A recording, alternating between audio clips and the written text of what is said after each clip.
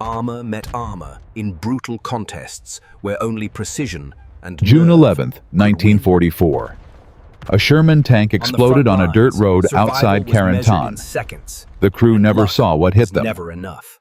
German Panther tanks were slaughtering Far from the American front, armor at a rate quiet of 5 to hands 1. forged the tools Allied that commanders shaped were the desperate. outcome of war. But 200 miles away Every in a letter Maryland carried a proving burden. ground, a 34-year-old hope, metallurgist or the named news Robert no Sterling family wished to was hear. about to change everything with an idea so Innovation insane came from that his quiet own minds colleagues called working it long hours, scientific turning suicide. raw steel Within into 6 months, battlefield his solutions. invention would kill One more shot German could decide tanks the fate than of a any crew, weapon in or history. the outcome of The an Nazis entire would call it battle. Hexengranate, the witch's bullet.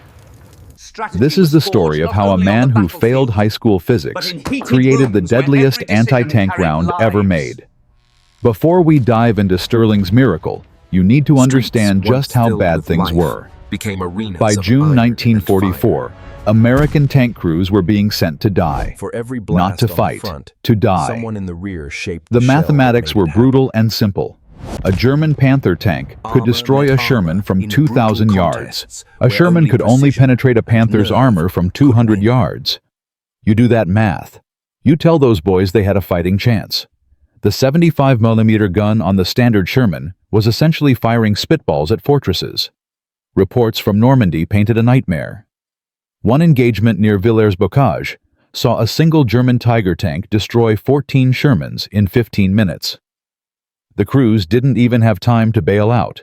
They burned alive, trapped in steel coffins that were supposed to protect them. Morale wasn't just low, it was disintegrating. Tank commanders were writing goodbye letters before every patrol. Some crews refused to advance without infantry cover, which meant courts-martial and shame. Others deliberately crashed their tanks, claiming mechanical failure, preferring disgrace to incineration.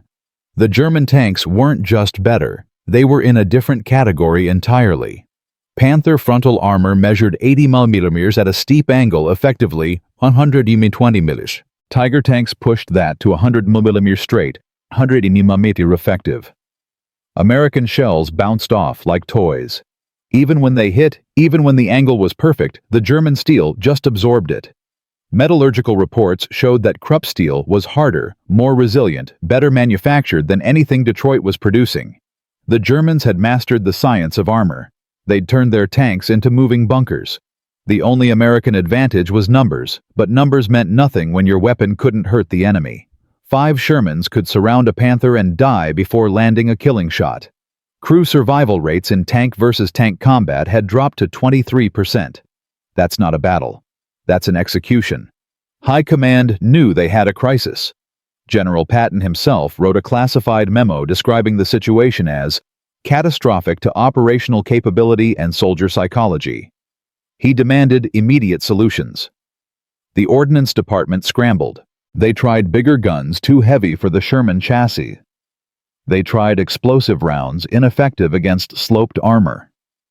They tried massed fire tactics, just killed more Americans faster. Every conventional approach failed because the fundamental problem was physics. Steel hitting steel. Mass times velocity. The Germans had better steel and better geometry. You couldn't argue with Newton's laws, unless you change the rules entirely. That's where Robert Sterling comes in, and his story is as unlikely as his invention. Sterling wasn't a weapons designer. He wasn't military. He barely had credentials at all. Born in 1910 in Pittsburgh, son of a coal miner, Sterling had dropped out of high school to work in the steel mills. He was a welder, a good one with hands that understood metal in ways textbooks couldn't teach. He'd failed physics because he couldn't do the math, but he could feel when steel was about to crack, could hear the grain structure in the ring of a hammer. His supervisors thought he was part wizard, part lunatic. By 1940, Sterling had worked his way into the U.S. Steel Research Laboratory as a metallurgy technician. Not an engineer, not a scientist, a technician. He ran tests, other people designed, melted samples, recorded data. He was invisible, the kind of man you'd pass in the hallway and forget instantly. But Sterling had a gift. He noticed things. In 1943, while testing experimental drill bits for oil exploration, Sterling observed something strange. A tungsten carbide bit, spinning at high speed, didn't just cut through hardened steel. It melted through. The friction and pressure created localized temperatures so extreme that the steel liquefied at the point of contact. The tungsten didn't melt, its melting point was too high. But everything else did. Sterling became obsessed. He started running unauthorized experiments after hours using scrap materials, testing different speeds, different angles. He wasn't thinking about tanks. He was just fascinated by the physics of failure, how materials broke down under stress. Then one night in February 1944, he read a letter from his cousin, a Sherman tank commander in England. The letter described watching his best friend burn to death inside a tank, unable to escape the hatch jammed by German fire. Sterling didn't sleep that night. He went to the lab and started calculating. The idea hit him like revelation. What if you didn't need a bigger shell? What if you just needed a faster one? Steel penetration wasn't about mass, it was about energy. Kinetic energy increased with the square of velocity. Double the speed, quadruple the energy. But how do you make a shell go faster? You make it smaller, lighter, wrap it in something that falls away after firing, and you make the core from something so dense, so hard, that speed becomes a weapon itself. Tungsten carbide. The drill bit material. Sterling sketched designs on napkins on the backs of test reports on his apartment walls. A sabot round the French word for shoe, where an aluminum jacket held a smaller tungsten penetrator. The jacket would fall away after leaving the barrel, and the tungsten core would fly free at speeds conventional shells could never reach. Over 3,000 feet per second. Maybe 3,500. At that velocity, tungsten wouldn't just punch through armor. It would create a plasma jet. The impact energy would be so concentrated that the steel wouldn't crack, it would vaporize. The penetrator would drill through, and the superheated metal would flood the interior like liquid fire. It was brilliant. It was elegant. And when Sterling presented it to his supervisor, the man laughed in his face. "You failed high school physics," his supervisor said, "and you think you can revolutionize ballistics." Sterling tried to explain the metallurgy, the heat dynamics, the energy transfer. His supervisor cut him off. "Tungsten is too expensive. The sabot concept is unproven. The manufacturing tolerances would be impossible. And even if it worked, you'd need a completely different propellant charge. This isn't innovation. It's fantasy." Sterling was forbidden from pursuing the idea. Company resources were allocated to approved projects only. If he continued, he'd be fired. That should have been the end of it. A factory worker's crazy dream dismissed by the experts, forgotten. But Sterling couldn't let it go. Every day he read casualty reports from Europe. Every week another letter from his cousin describing the horror of facing Panthers with inadequate weapons. Sterling made a decision that would either save thousands of lives or end his career in disgrace. He began stealing. Not money, materials. Tungsten samples from the drill bit project. Aluminum stock from the aircraft program. Copper jackets from rejected ammunition. He worked in secret using abandoned machinery after midnight, bribing the night watchman with whiskey to look the other way. Sterling had no budget, no authorization, no support. Just obsession and skill. The first prototype took him 3 months to build. Hand-tooled, imperfect, but functional.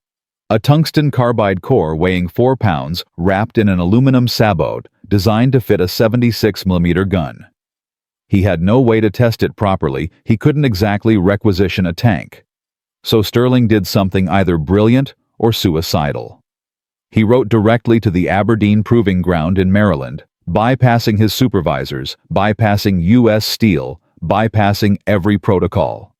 He sent his prototype, his calculations, and a letter that read, "I'm nobody, I have no credentials, but this will save American lives. Test it or throw it away, but don't ignore it because of who I am." For 6 weeks he heard nothing. He assumed they'd laughed and tossed it. Then in May 1944, a military car arrived at his apartment. 2 Army officers asked if he was Robert Sterling. He thought he was being arrested for theft. Instead, they said, "Pack a bag, you're coming with us." They wouldn't tell him why. They wouldn't tell him where. They drove him 200 miles to Aberdeen Proving Ground, through security checkpoints, past rows of tanks and artillery pieces. Sterling was terrified and exhilarated in equal measure. Finally, they led him to a firing range. Sitting on a rack was his prototype round. Next to it, a captured German Panther tank painted in U.S. Army markings. A Colonel Sterling had never met approached him. "Mr. Sterling," the colonel said, "we ran preliminary tests on your ammunition. The physics check out. The metallurgy is sound. But we need to see it work against actual German armor. If it fails, you go home and never speak of this again. If it succeeds, we have a lot to discuss." They loaded Sterling's round into a 76mm anti-tank gun. The Panther sat 800 yards downrange, positioned at a 30-degree angle, the optimal defensive position German crews used. Sterling's mouth was dry. His hands shook. 3 months of secret work, 3 years of obsession, his entire reputation, his cousin's life, everything converged on this moment. The gun captain looked at Sterling. "Ready." Sterling nodded. The gun fired. The recoil was sharper than standard ammunition. Higher velocity meant higher pressure. Through binoculars, Sterling watched the shell cross 800 yards in under a second. The impact was anticlimactic. No explosion. No dramatic spark. Just a crack, like lightning striking metal. For 3 seconds, nothing happened. Then smoke began pouring from the Panther's hatches. Black, oily smoke. The kind that came from burning rubber and flesh and electrical wiring. The inspection team ran forward. Sterling followed, his heart hammering. What he saw made him stop breathing. The side armor of the Panther had a hole, perfectly round, edges melted smooth like glass. The tungsten penetrator had punched through 40 millimeters of hardened Krupp steel like it was butter. But the interior was what shocked everyone into silence. The crew compartment looked like the inside of a furnace. Metal surfaces were scorched black. The opposite wall had been splattered with molten steel droplets of liquefied armor that had flash frozen when they hit the air. If there had been a crew inside, they would have died instantly. Not from shrapnel, not from explosion, from the thermal pulse and pressure spike.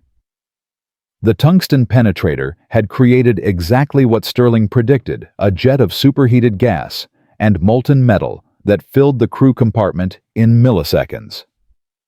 "Sweet Jesus?" one of the ordnance officers whispered. "It cooked the inside." The colonel turned to Sterling. "How many of these can you make?" Sterling stammered. I don't know. I built that one in my apartment. I'd need proper equipment, proper materials." "You'll have whatever you need," the colonel interrupted. "As of this moment, you're working for the United States Army. This project is classified top secret. You will not discuss it. You will not write about it. You will build these rounds, and you will do it fast, because boys are dying in France right now who need what you just created." Within 48 hours, Sterling was given a dedicated workshop, a team of engineers, and unlimited access to tungsten supplies. The project was designated M93 HVAP, High Velocity Armor Piercing. Sterling, the high school dropout, who'd been forbidden from pursuing his idea, was suddenly the lead designer on the most advanced anti-tank round in the world. But having a working prototype was one thing. Mass production was another beast entirely. The tolerances were insane. The tungsten core had to be machined to within 0.01 inches. The aluminum sabot had to fit perfectly too tight, and it wouldn't separate too loose, and the round would tumble.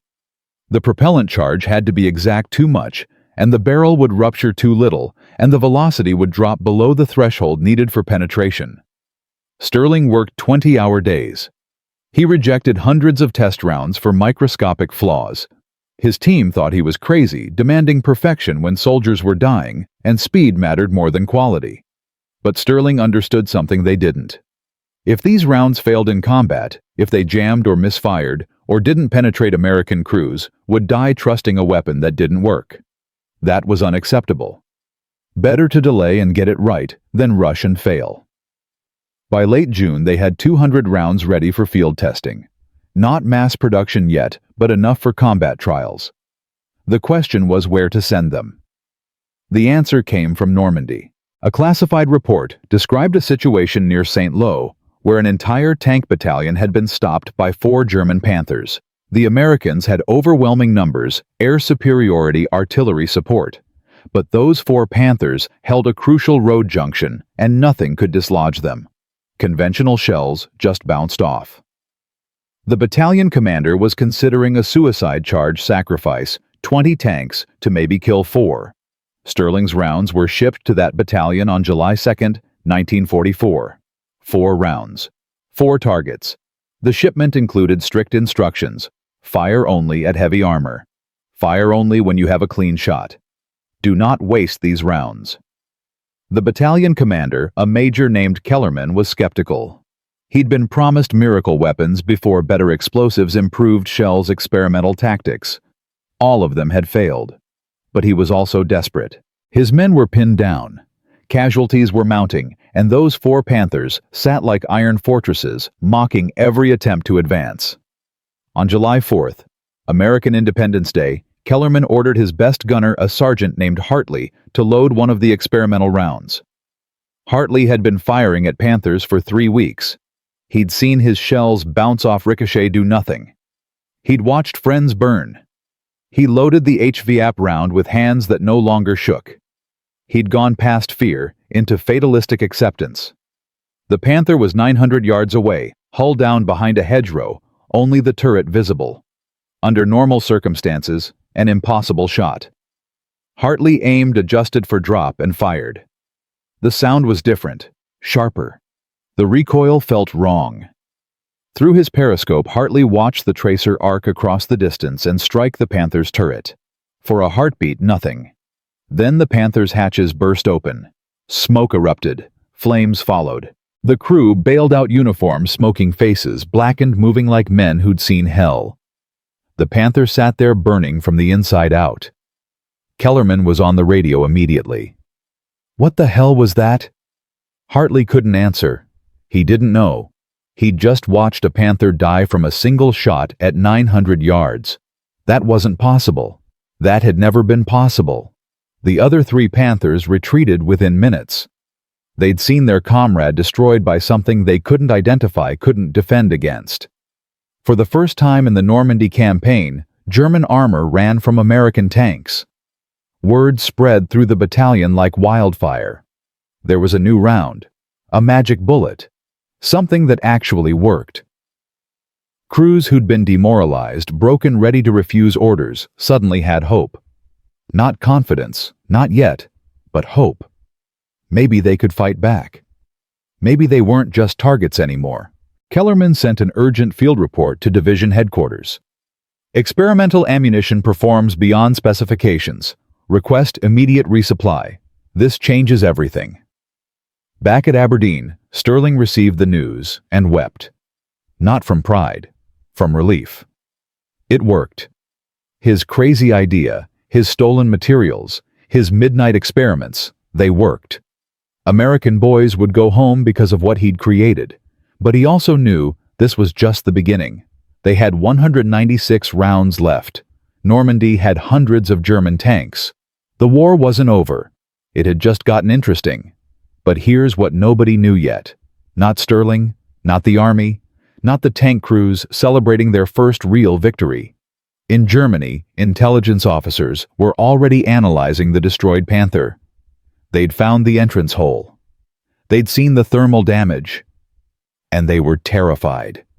Because the weapon that killed that Panther shouldn't exist. The physics didn't make sense. The penetration was impossible. One German report filed on July 8th used a word that would echo through Wehrmacht communications for the next 10 months: Hexengranate. The witch's bullet. Something that defied the laws of nature. Something that couldn't be defended against. The Americans had unleashed something beyond technology. They'd unleashed fear.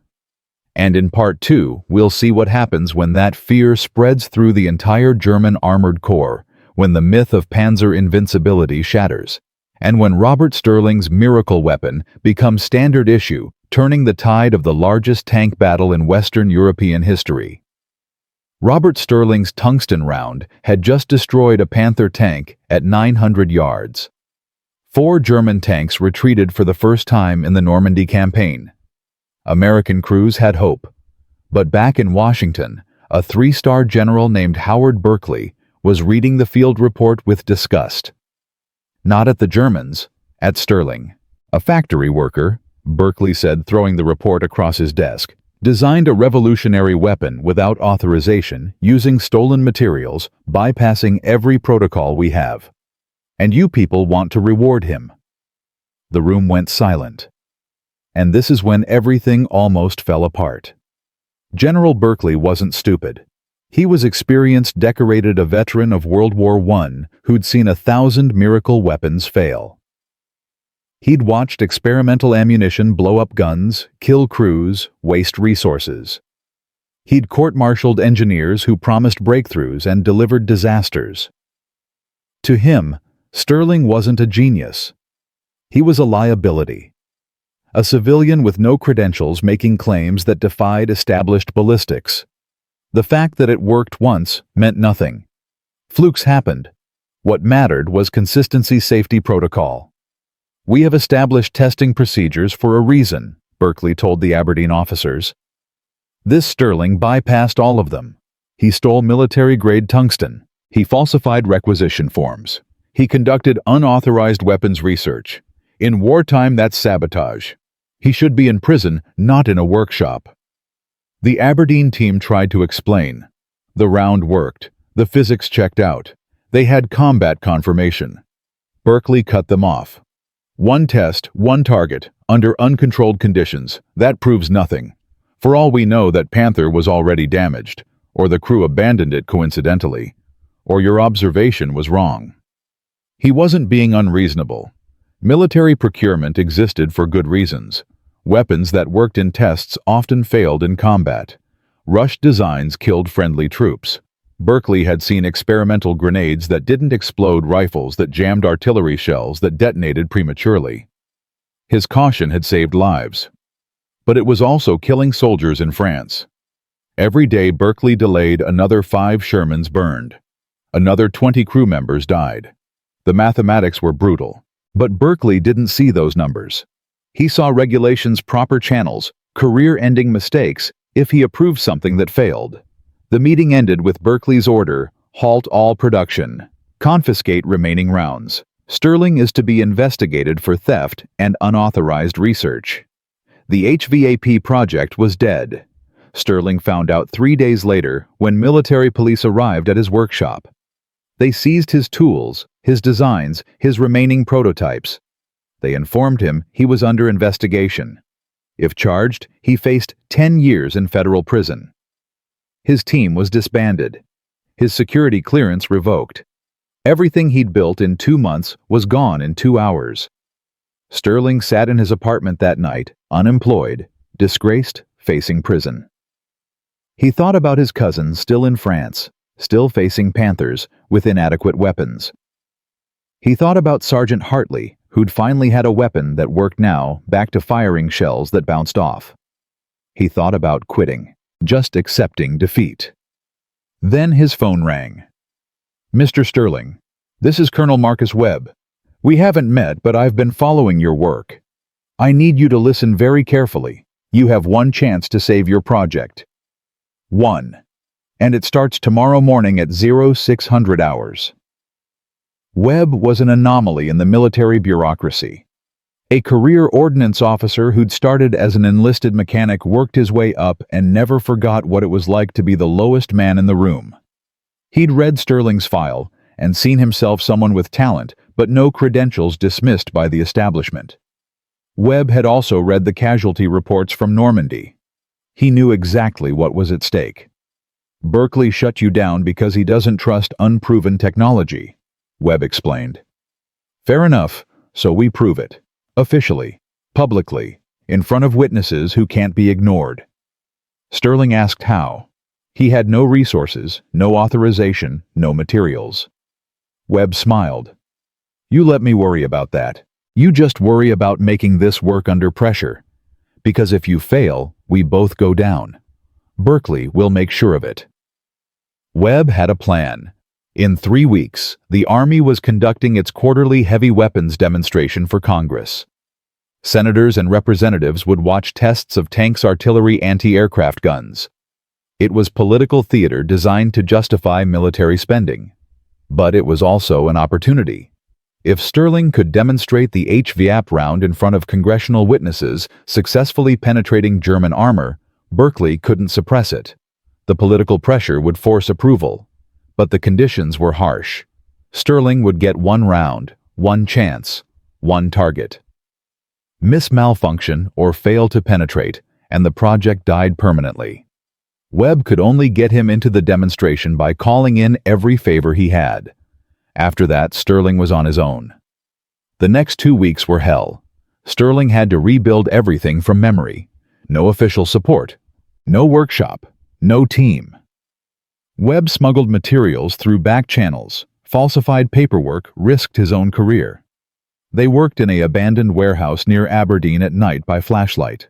Sterling machined the tungsten core by hand, checking tolerances with instruments he'd borrowed from sympathetic engineers. The aluminum sabot had to be perfect. Too tight, and it wouldn't separate after firing. Too loose, and the round would tumble, hit sideways, fail to penetrate. He had no room for error. He tested the fit 50 times, reassembled it 40 times. His hands bled from the work. On the 5th night, Sterling nearly gave up. The tungsten core had a microscopic crack, unusable. He'd have to start over. But there wasn't enough tungsten left. Webb had scraped together every scrap he could find through unofficial channels. 1 flawed core meant failure. Sterling sat on the warehouse floor at 3 a.m., staring at the cracked tungsten, and laughed. Not from humor, from exhaustion and desperation. He'd come so far, done so much, and it would end because of a crack smaller than a human hair. Then he remembered something from his steel mill days. Tungsten carbide could be sintered, reformed under extreme heat and pressure. It was delicate, risky, and usually done with industrial equipment he didn't have. But theoretically, he could do it with what he had: a crucible, a torch, and patience. He spent the next 18 hours carefully heating the tungsten, compressing it in a makeshift press, cooling it slowly. It shouldn't have worked. Every metallurgy textbook said you couldn't sinter tungsten carbide with improvised equipment. But Sterling wasn't working from textbooks. He was working from instinct, from years of feeling metal, understanding its moods and tolerances. When he finished, the crack was gone. The core was solid. Webb found him passed out on the floor, the repaired tungsten core clutched in his hand like a talisman. July 25, 1944, the congressional demonstration at Aberdeen Proving Ground. 50 politicians, 20 military officials, a dozen journalists. General Berkeley was there, confident this would be the final proof that Sterling's round was a fluke. Webb had arranged for a captured Panther tank to be positioned 1,000 yards downrange. The demonstration protocol was simple. Various weapons would be tested against the Panther's armor. Standard 75mm shells. The new 76mm high-explosive rounds. British 17-pounder guns. And finally, Sterling's HVAP round. Everything before Sterling failed. The 75mm shells bounced off harmlessly as expected. The 76mm rounds cracked the armor, but didn't penetrate. Even the British gun, more powerful than anything American, only dented the glacis plate. The Panther sat there untouched, impregnable. Proof of German engineering superiority. Berkeley looked satisfied.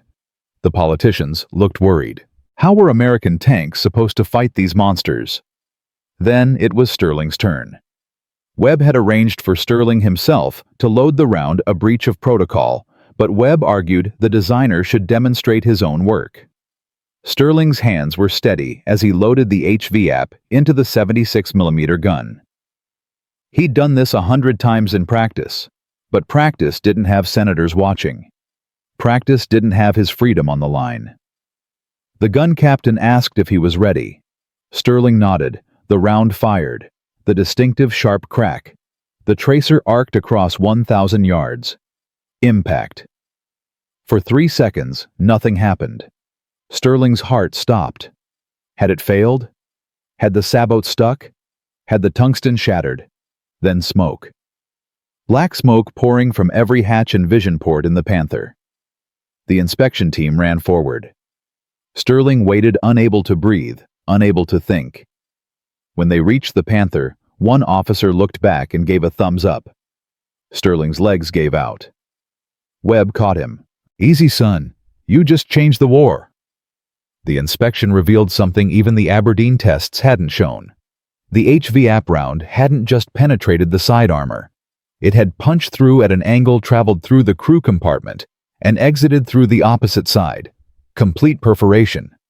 The tungsten core had retained so much energy that it went through 40 millimeters of steel, 4 feet of interior space, and another 40 millimeters of steel.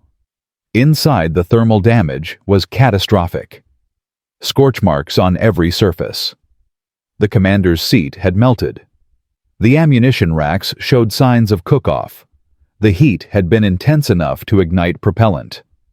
If this had been a crude tank, everyone inside would have died in under 5 seconds. One senator, a former artillery officer, looked at the hole and said something that would be quoted in every subsequent report. "Gentlemen, we just obsoleted German armor." The politicians understood immediately. This wasn't an incremental improvement. This was a paradigm shift. For 2 years, German tanks had dominated every engagement. Now American guns could kill them reliably. The strategic implications were enormous. Congressional approval was instant. Funding authorized. Production priority established. And General Berkeley, to his credit, accepted defeat gracefully. He approached Sterling after the demonstration. "I was wrong," Berkeley said simply. "I let protocol override common sense. That won't happen again. You have whatever resources you need." Sterling was too exhausted to feel vindicated. He just nodded. Webb clapped him on the shoulder. "Now comes the hard part. Making 10,000 of these things." Mass production presented challenges Sterling hadn't anticipated. The tungsten cores required precision machining beyond standard ammunition tolerances. The aluminum sabots had to be manufactured in 3 pieces, then assembled.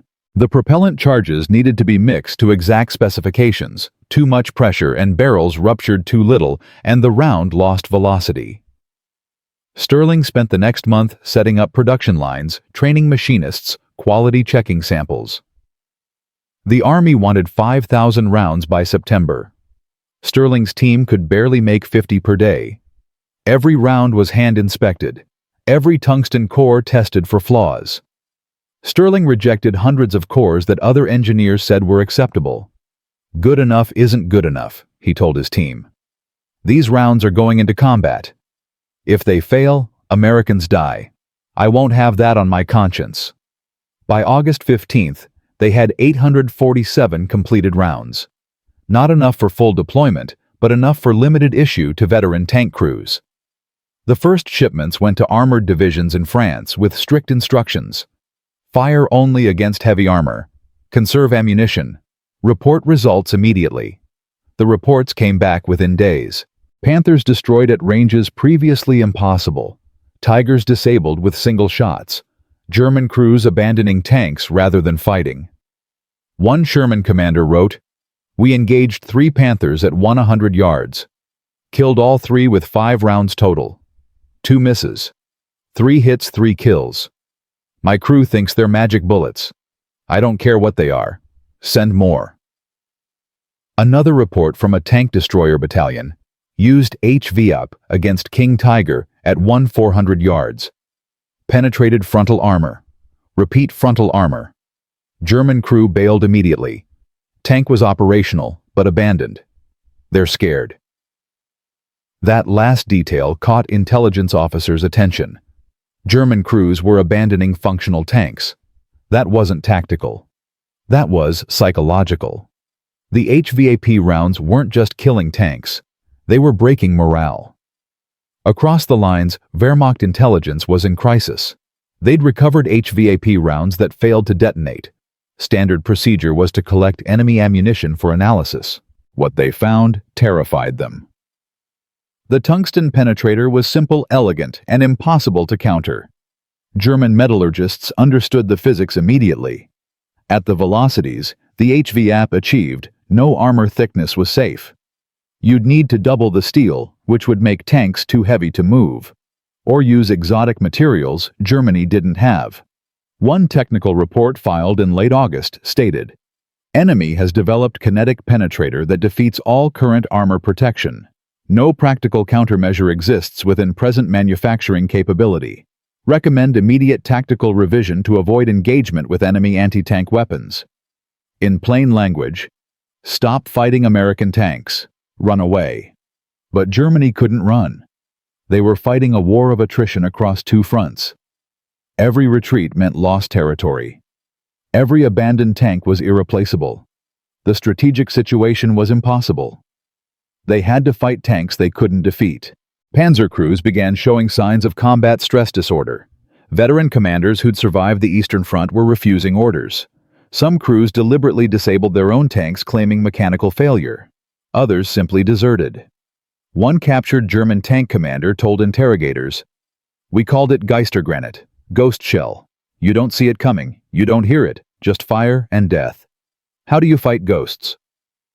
By September, HVAP production had reached 300 rounds per day. Sterling's team had solved the manufacturing issues. Quality remained high. Shipments went to every armored unit in Europe. What had been an experimental wonder weapon was becoming standard ammunition. Tank crews painted kill marks on their guns, white rings for Panthers, black rings for Tigers. Shermans that had been nicknamed death traps were now called Panther killers. Morale soared, but Sterling barely noticed. He was exhausted, working 20-hour days, pushing production, fixing problems, training new machinists. Webb finally ordered him to take a week off. "You're no good to anyone if you collapse," Webb said. Sterling returned to his apartment for the first time in a month. The military police had ransacked it back when he was under investigation. His belongings were scattered, broken. He didn't care. He slept for 18 hours. When he woke, there was a telegram waiting, from his cousin in France. 3 words, "It worked, thanks." Sterling read it, folded it carefully, and put it in his pocket. That's all he needed. But in Germany, something else was happening. Hitler had personally ordered his weapons designers to develop a counter to the American super round. The Führer didn't understand the physics, he just knew his tanks were dying. German engineers were given unlimited resources and impossible deadlines. Develop new armor. Create defensive countermeasures. Find a weakness in the American design. They tried everything. Experimental steel alloys, reactive armor plates, magnetic deflection systems. Nothing worked. The HVAP rounds punched through all of it. In desperation, one German scientist proposed something radical. If they couldn't stop the rounds from penetrating, maybe they could stop the crews from loading them. Sabotage the American supply lines. Infiltrate the manufacturing plants. Destroy the tungsten stockpiles. It was a long shot, but it was the only shot they had. And in Part 3, we'll see what happens when German intelligence learns where Sterling's factory is located, when saboteurs cross into Allied territory, with orders to destroy the HVAP program at any cost, and when Sterling himself becomes a target, because killing one man is easier than stopping 10,000 rounds. Robert Sterling's HVAP round had gone from stolen experiment to standard ammunition in 3 months. Panthers were dying at impossible ranges. German tank crews were deserting. But in Berlin, Wehrmacht High Command had just learned where Sterling's factory was located, and they'd made a decision. If they couldn't stop the shells, they'd stop the man who made them. September 1944. The real war was about to begin. German intelligence reports from August painted a catastrophic picture. In July, before HVAP deployment, American tank losses averaged 43 per week in France. German losses averaged 12. By late August, those numbers had reversed. American losses dropped to 18 per week. German losses spiked to 67. The kill ratio had flipped completely. Panzer divisions that once dominated engagements were being shredded. One report from the 2nd Panzer Division stated, "Enemy anti-tank capability has increased by estimated 400%. Conventional tactics no longer viable. Request immediate strategic reassessment." Another from the 116th Panzer. Crews refusing combat orders. Morale collapse imminent. Unknown enemy weapon creates psychological effect beyond material damage. The reports landed on the desk of Generaloberst Heinz Guderian, Inspector General of Armored Troops. Guderian had pioneered blitzkrieg tactics, had led the invasion of France, had commanded armies on the Eastern Front. He understood armored warfare better than anyone in the Wehrmacht. And reading these reports, he understood Germany had lost the tank war. Not eventually. Already. The Americans had achieved technological superiority that couldn't be overcome with tactics or training. German armor doctrine was obsolete. But Guderian also understood something else. The HVAP rounds required tungsten specialized manufacturing and one man's expertise. Destroy any of those three elements and the advantage disappeared. Hitler demanded action. Guderian proposed Operation Stahlbrecher Steelbreaker. A combined intelligence and commando operation. First, identify Sterling's manufacturing facility. Second, infiltrate saboteurs through Allied lines. Third, destroy the production capability and eliminate key personnel. It was desperate. It was nearly impossible. But Germany was losing, and desperate nations attempt desperate things. Abwehr German military intelligence got to work. They had one advantage. Tungsten was rare. Only a few facilities in America could process it for military use. By analyzing shipping manifests intercepted through neutral countries, cross-referencing with industrial capacity reports, and interrogating captured American soldiers, Abwehr narrowed it down. Sterling's operation was based at Aberdeen Proving Ground, Maryland. That location made sabotage nearly impossible. Aberdeen was a massive military installation, heavily guarded, surrounded by checkpoints. But intelligence analysts noticed something interesting. Raw tungsten was shipped to a secondary facility in Baltimore for initial processing before going to Aberdeen. That facility was civilian-run, less protected, vulnerable. On September 12, 1944, 4 German agents landed on the Maryland coast via U-boat. They carried forged papers, American money, and explosives. Their mission: destroy the Baltimore tungsten processing plant. If successful, HVAP production would halt for months. But here's what Abwehr didn't know. American counterintelligence had been reading German codes for 2 years. They knew Operation Stahlbrecher was coming.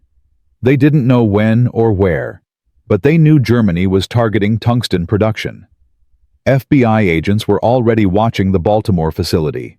Sterling knew none of this. He was at Aberdeen pushing production to 500 rounds per day, completely unaware that enemy agents were planning to kill him. The first sign of trouble came on September 18th. A Baltimore police officer noticed a man taking photographs of the tungsten facility's loading dock. The man claimed to be a journalist researching industrial production. His credentials looked legitimate. But the officer was a veteran, and something felt wrong. The man's accent wasn't quite right. His shoes were European style, not American. Small details. The officer reported it. FBI investigated. By the time they tracked down the supposed journalist, he'd disappeared. But now they knew. The saboteurs were in Baltimore. And they were close to their target. Sterling got the news from Colonel Webb at 11 p.m. on September 19th. "Pack a bag," Webb said. "You're being moved to a secure location. German agents are targeting the tungsten supply, possibly targeting you personally." Sterling refused. "If I leave, production stops. I'm the only one who can quality check the cores. Move me, and you might as well hand Germany a victory. Webb argued. Sterling was stubborn. They compromised. Sterling would stay at Aberdeen, but under armed guard. No leaving the base. No communication with family. Total lockdown. For the next week, Sterling lived like a prisoner. Marines guarded his workshop, his apartment, even the bathroom. He hated it, but he understood. If Germany killed him, the HVAP program would collapse. His knowledge was irreplaceable. Meanwhile, in Baltimore, FBI agents were closing in. They'd identified 2 of the 4 saboteurs through a hotel registry. One had been trained in demolitions. The other was a former chemist. Both were Abwehr operatives who'd been living in America before the war activated now for this mission. On September 24th, FBI raided the hotel. Found explosives, detonators, maps of the tungsten facility. But the saboteurs were gone. They'd been tipped off somehow. Maybe they noticed surveillance. Maybe they had a contact inside law enforcement. Either way, they'd vanished into Baltimore's industrial district. The FBI assumed they'd aborted the mission. They were wrong. At 3:47 a.m. on September 26th, explosions ripped through the Baltimore tungsten processing plant. 3 blasts in succession. The main storage building collapsed. Fire spread to the refining facility. Workers ran. Some didn't make it. 7 killed. 15 injured. And most critically, 2 months' worth of processed tungsten destroyed. Sterling got the news at dawn. His first thought wasn't anger. It was mathematics. They had enough processed tungsten for maybe 3,000 more rounds. After that, production stopped. No tungsten meant no cores. No cores meant no HVAP. Germany had struck back. And it worked. But here's what the saboteurs didn't understand. America wasn't Germany. Germany had one tungsten source easily disrupted. America had alternatives, backups, redundancy built into every supply chain. Within 6 hours, the Army had requisitioned tungsten from mining operations in Colorado, from industrial diamond manufacturers, from stockpiles held by private companies. It wouldn't be processed as quickly, it wouldn't be the same quality, but it would keep production running. Sterling personally supervised the new supply integration. He tested samples, adjusted machining procedures, compensated for the lower-grade tungsten. Production dropped from 500 rounds per day to 200. But it didn't stop. Germany had tried to strangle the program. They'd only slowed it down. The saboteurs were caught 3 days later trying to cross into Canada. 2 died in the firefight with FBI agents. 2 were captured. One of them, during interrogation, said something that intelligence officers found chilling. "We were told this was the only way to stop your superweapon, that if we failed, the war was lost. So we didn't fail. We destroyed your tungsten." The interrogator showed him production reports. The HVAP rounds were still being manufactured. Shipments were still going to France. The saboteur didn't believe it at first. Then his face went blank. He'd been sent on a suicide mission. He'd killed 7 people. He'd destroyed millions of dollars in infrastructure. And it hadn't mattered. America's industrial capacity was so vast that losing one facility was an inconvenience, not a catastrophe. That moment, that expression on the saboteur's face, captured why Germany was losing the war. Not because of one weapon or one battle, but because they couldn't comprehend the scale of American production. Sterling didn't celebrate the saboteur's capture. 7 workers had died. That wasn't a victory. But he also understood something. Germany was scared enough to send agents into America. That meant the HVAP was working. And now it was about to face its biggest test. October 8, 1944. The Battle of Aachen. First major German city under assault by Allied forces. Hitler had declared it a fortress city, defend to the last man, no retreat. The Wehrmacht committed its best remaining panzer units. Tiger tanks, Panthers, even the new King Tigers, the heaviest tanks in the world. American forces knew this would be brutal. Urban combat, house-to-house fighting, perfect terrain for German armor to ambush attackers. But the Americans had something Aachen's defenders didn't expect. Every Sherman tank destroyer, every 76mm gun, every 90mm anti-aircraft gun converted for anti-tank use, all were loaded with HVAP rounds. Thousands of them. Sterling's workshop had been stockpiling ammunition specifically for this assault. If HVAP could work in urban combat where ranges were short and angles were bad, it would prove the round could work anywhere. The battle started at dawn. German Tigers positioned in rubble hull down, nearly invisible. American armor pushed forward. The Tigers opened fire first, their 88mm guns lethal at any range. 3 Shermans exploded in the first minute. Standard tactics would have meant retreat. Call in artillery, wait for air support, take massive casualties. But Lieutenant Colonel Samuel Hogan, commanding the lead tank battalion, had HVAP rounds and orders to test them under worst-case conditions. All units. Hogan radioed, HVAP authorized, fire at will. The Shermans didn't retreat, they advanced. At 400 yards, a Sherman fired. The HVAP round hit a Tiger's frontal armor, theoretically the strongest point impossible to penetrate at that angle. The tungsten core punched through. The Tiger's ammunition detonated. The 60-ton tank lifted off the ground from the internal explosion, turret blown 30 feet into the air. The German crews nearby saw this and hesitated. Tigers didn't die like that. Tigers didn't die from frontal hits. Another Sherman fired. Another Tiger disabled. Crew bailed out, uniforms smoking. A third Tiger tried to reverse behind cover. Too slow. HVAP round through the engine deck. Immobilized. The Panthers supporting the Tigers opened fire, hit 3 Shermans. But the Americans kept coming, kept firing. Every HVAP round that hit killed or disabled. No bounces, no ricochets. Just penetration and death. Within 20 minutes, 8 German heavy tanks were burning in Aachen streets. American losses, 7 Shermans destroyed, but the advance continued. The battle raged for 2 weeks. Every day German armor tried to stop the American advance. Every day HVAP rounds tore them apart. Tank destroyers with 90mm guns engaged King Tigers at 200 yards ranges, where the King Tiger's armor should have been impenetrable. HVAP didn't care. One engagement saw a single American tank destroyer kill 3 King Tigers in 4 minutes. The German crews couldn't believe it. They'd been told their armor was invincible. They watched it fail. By October 21st, Aachen fell. German armor losses, 89 heavy tanks destroyed or abandoned. American losses, 41. Shermans and tank destroyers. For the first time in the Western Front, American armor had won decisively against Germany's best. But the numbers only told part of the story. Captured German soldiers described something beyond statistics. "They're not afraid of us anymore," one Panther commander said.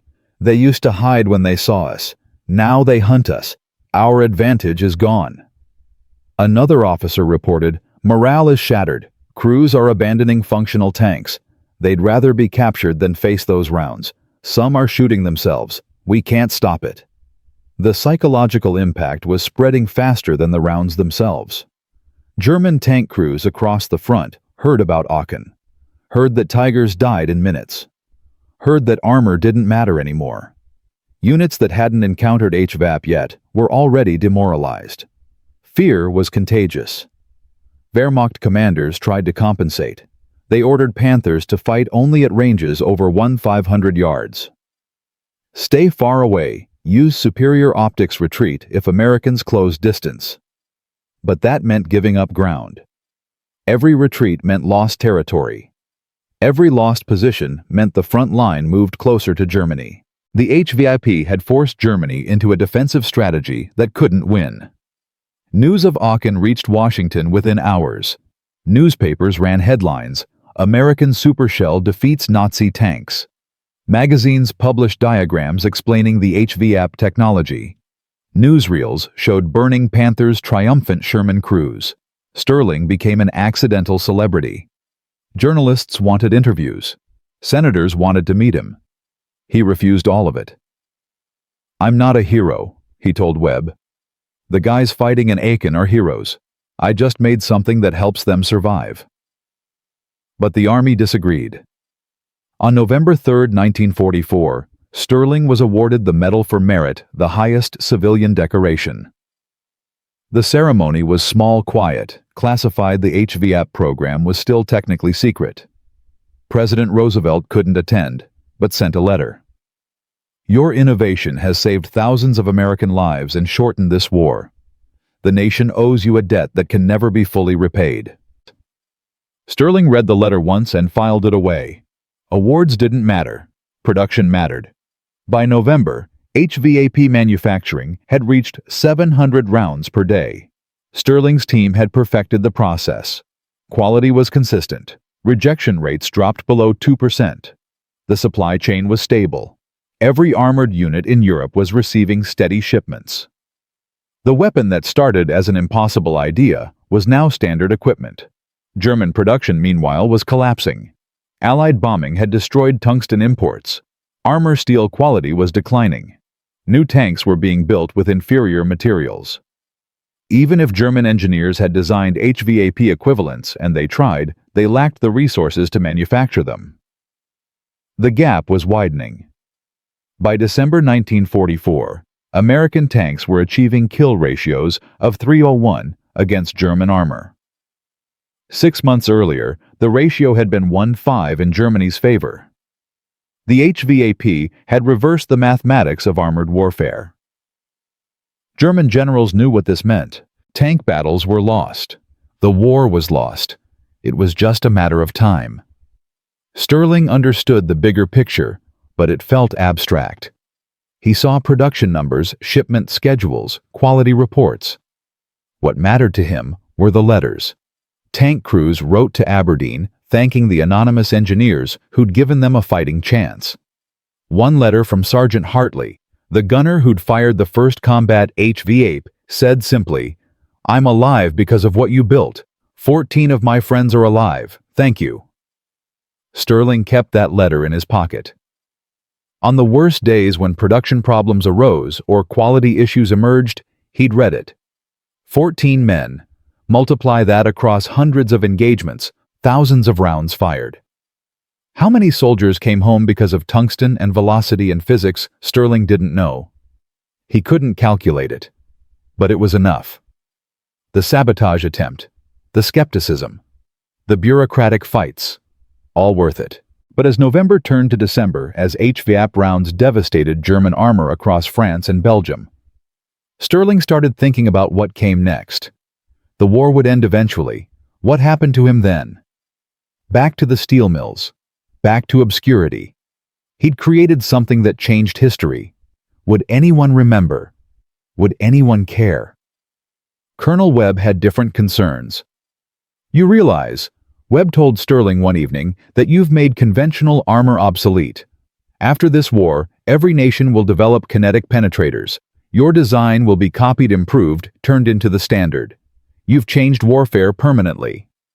Sterling hadn't thought about it that way. He'd been focused on beating Panthers. He hadn't considered the implications beyond 1944. Webb continued, 50 years from now, tank designers will still be fighting your legacy, building armor to stop tungsten penetrators, developing countermeasures. Your name might be forgotten, but your innovation will outlive us all." Sterling didn't know whether that was comforting or terrifying, but he understood one thing. The HVAP wasn't just a weapon. It was proof that one person with an idea, with determination, with courage to ignore the experts could change the world. Even a factory worker with no credentials. Even someone the system wanted to ignore. And that story, that transformation from nobody to someone who mattered, that was worth telling. But the story wasn't over yet. Because in Part 4, we'll discover what happened to Sterling after the war, how his innovation shaped the next 80 years of military technology, and the shocking truth about why his name was deliberately erased from official records for decades. The weapon became famous. The man was forgotten. Until now.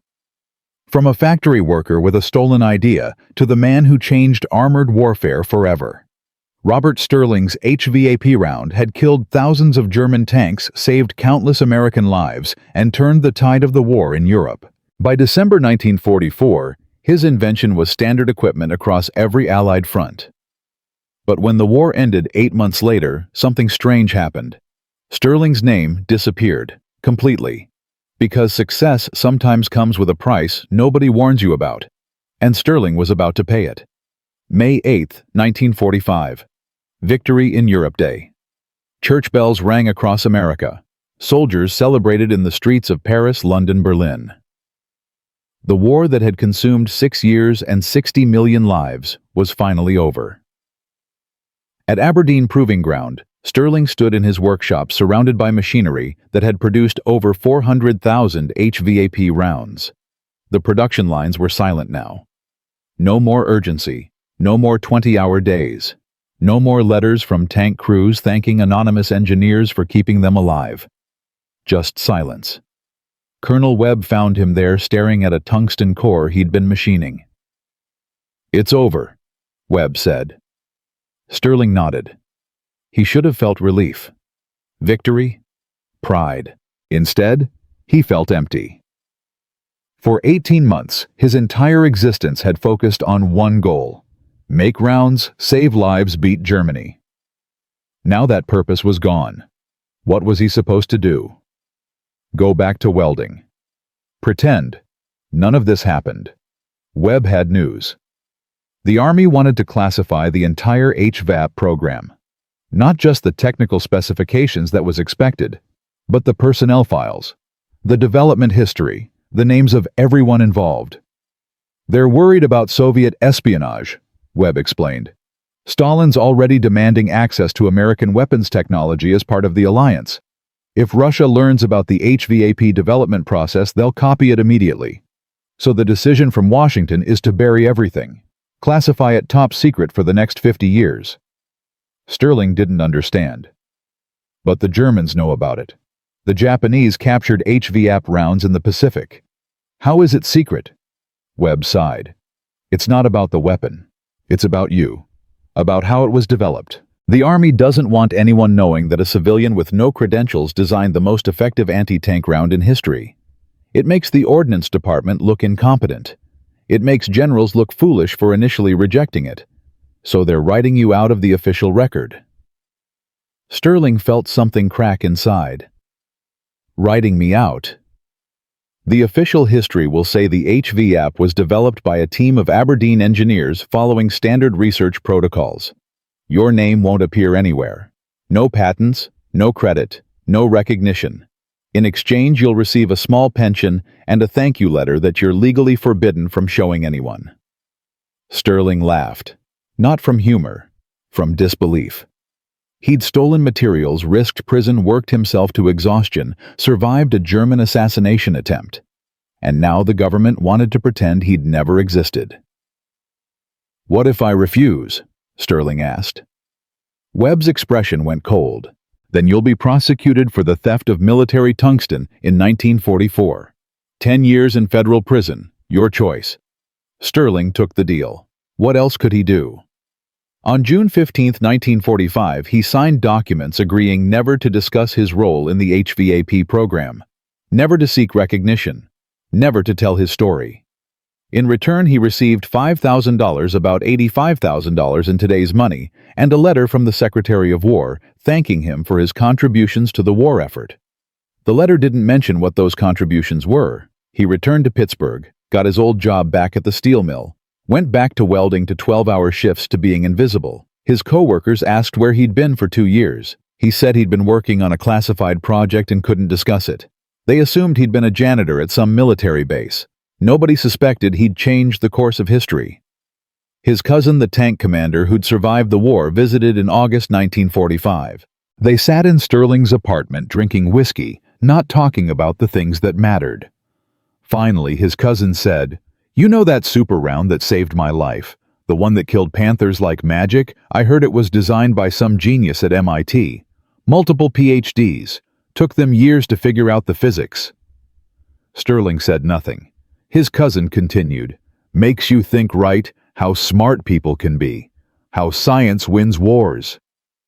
Sterling nodded and poured more whiskey. He never told his cousin the truth. Meanwhile, the HVAP round continued changing warfare. The Korean War broke out in 1950. American tanks faced Soviet-built T-34s. The HVAP rounds, now redesignated as HVAP-T, to include a tracer element, destroyed them effortlessly. Kill ratios were even better than World War II. 8-1 in favor of American armor. By the 1960s, every major military had developed kinetic penetrators based on Sterling's design. The Soviets created their own tungsten sabot rounds. The British improved the manufacturing process. The Germans ironically became world leaders in penetrator technology using principles Sterling had pioneered. The Vietnam War saw HVAP derivatives used against North Vietnamese armor. Desert Storm in 1991 featured depleted uranium penetrators that were direct descendants of Sterling's design, same principle, different materials, vastly improved velocities. Modern tank warfare is entirely built on the foundation Sterling created in his apartment in 1944. By the 1970s, military historians began noticing something odd. The official records of HVAP development didn't make sense. The timeline was too compressed. The breakthrough was too sudden. Standard military research didn't produce revolutionary weapons in 3 months. Something was missing from the story. A few persistent researchers started digging. They found contradictions in classified documents. References to a civilian consultant, whose name had been redacted, shipping manifests showing tungsten going to unauthorized locations. One historian, Dr. Patricia Henning, became obsessed with solving the mystery. She filed Freedom of Information Act requests. She interviewed veterans who'd used HVAP rounds. She tracked down retired Aberdeen engineers. Slowly, she pieced together fragments of the truth. In 1982, she found Robert Sterling. He was 72 years old, still working part-time at the steel mill, still invisible. She showed up at his apartment with copies of declassified documents and a simple question: "Did you design the HVAP round?" Sterling's first instinct was to deny it. He'd spent 37 years keeping the secret. The classification agreement was still legally binding, but he was old-tired and frankly bitter. The government had erased him. Why should he protect their lie? He told Henning everything: the midnight experiments, the stolen tungsten, the first test that proved everyone wrong, the congressional demonstration, the sabotage attempt, the deal that erased his name from history. Henning recorded it all. She spent 3 years writing a book about Sterling and the HVAP program. She submitted it to publishers in 1985. Every single one rejected it. The topic was too technical. The story was too unbelievable. A factory worker designing a superweapon. It sounded like fiction. Also, several publishers received pressure from the Department of Defense. The HVAP program was still partially classified. Publishing details could violate national security. Henning's book never came out. Sterling died in 1987 at age 77. His obituary in the Pittsburgh Post-Gazette was 4 sentences long. Robert Sterling, 77. A retired steel mill worker, died Monday of heart failure. He served as a civilian consultant to the military during World War II. He is survived by a sister. Services are private. No mention of the HVAP. No mention of the tanks he'd destroyed, the lives he'd saved, the warfare he'd revolutionized. Just 4 sentences. And that should have been the end of the story. But here's what nobody knew. In 1995, the government began declassifying World War II documents as part of the 50-year automatic release policy. Thousands of files became public. Among them, buried in a box marked Ordnance Development 1944 to 1945, was Sterling's original letter to Aberdeen. The one he'd written in May 1944, sending his prototype and begging them to test it. The letter had been stamped, "Rejected, insufficient credentials," by the initial review board. But someone, probably Colonel Webb, had overridden the rejection and ordered testing anyway. That letter, with Stirling's name clearly visible, ended up in the National Archives. Dr. Henning, still researching, found it in 1998. She was 68 years old, retired but still obsessed with Stirling's story. She scanned the letter. She uploaded it to early internet forums dedicated to military history. She wrote articles for obscure journals. Slowly, the truth spread. By the early 2000s, military historians had accepted that Robert Stirling, not a team of Aberdeen engineers, had designed the HVAP. Academic papers were published. His name started appearing in weapons development histories. In 2008, the Army officially acknowledged Stirling's role in a ceremony at Aberdeen Proving Ground. They invited his surviving family and niece he'd never met. They presented a posthumous medal. They apologized for the decades of silence. The niece accepted the medal and asked a question nobody had expected: "Why did you erase him?" The Army representative gave a carefully prepared answer about wartime classification and Cold War security concerns. But the real answer was simpler.